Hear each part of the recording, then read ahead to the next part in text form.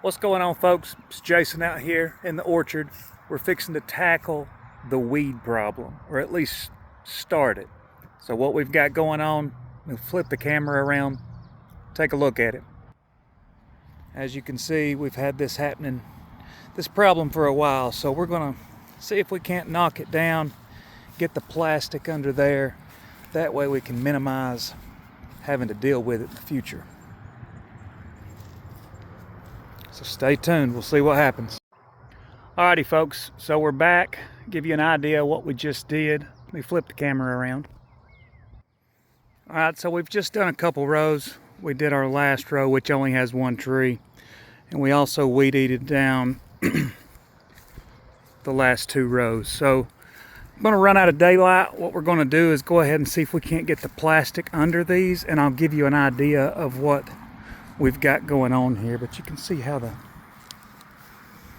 line just hides in the ground right there, but you don't want to run over it. You don't want to hit it with the weed eater. We clean some of these trees up a little bit. Alrighty folks, what we've got here, we're going to put the plastic down. We've got to get it cut. What I've got is I've got a 10 by 100 foot roll. I've stretched it out 25 feet, which is approximately what I'm going to need in between each tree. And then I'm going to cut it. The seam's pretty close, somewhere between 12-16 inches wide, and then I'll show you exactly what we're going to do as we get it staked in the orchard. You got to watch your fingers right here.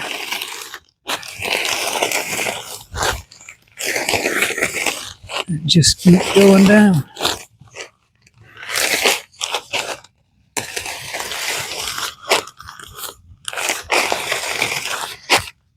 So what we're trying to do is keep the grass from growing on top of the irrigation line.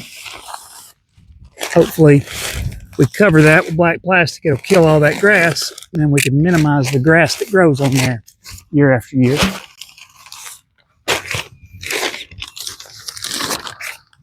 So as you can see, we've got one strip here.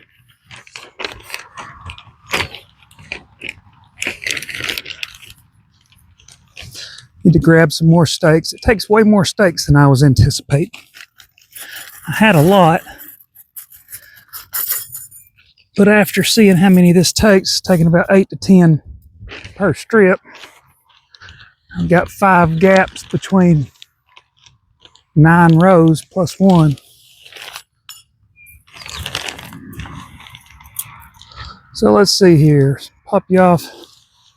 We'll go. You can see how I've got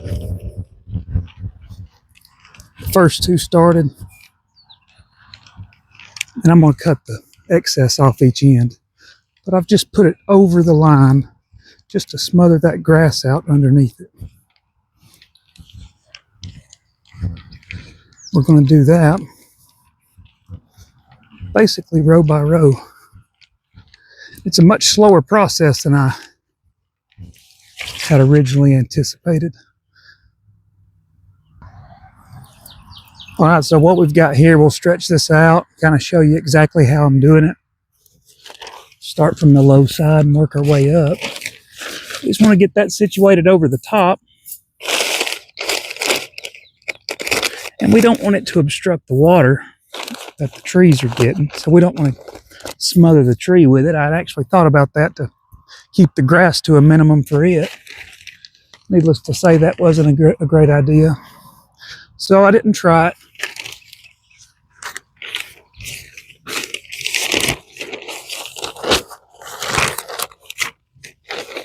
So just something like so. And you got to deal with that.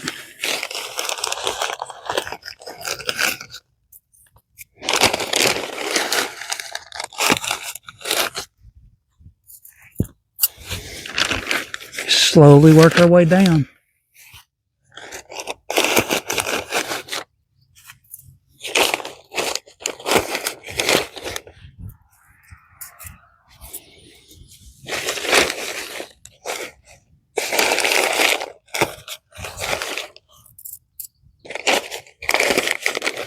And what I don't want to do is wake up one morning after one of these storms we've had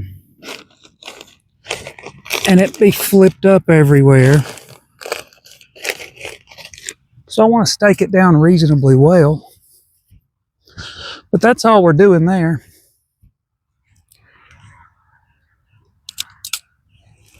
As you can see, that'll just smother the grass underneath it. Hopefully in a few weeks we'll pull this up and it'll just be one of these days just dirt trails between each tree. All right, folks.